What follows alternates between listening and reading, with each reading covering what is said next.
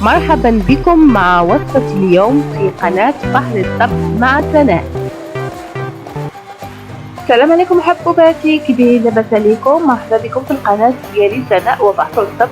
اليوم ان شاء الله غنقدم لكم عصير الحامض كيجي رائع بحال ديال المطاعم. ما تنساوش ديروا ليا ابوني ولايك وشي كومونتير زوين. على بركة الله غنبداو الوصفة. عندنا حامضة وحدة كبيرة، 12 ورقة النعناع، قليل من الفيو، ملعقة كبيرة سكنجبير، سكر حسب.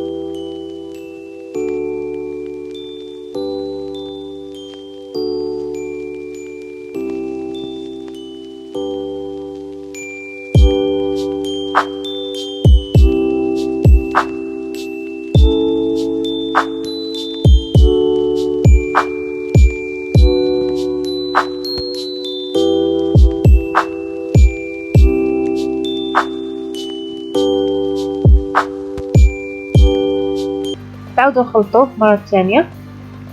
دابا وجد العصير ديالنا، نتمنى يعجبكم وما تنساوش ديروا ليا لايك وشي كومونتير زوين وابوني. الى اللقاء حبوباتي. السلامة رحنا وجينا بالسلامة.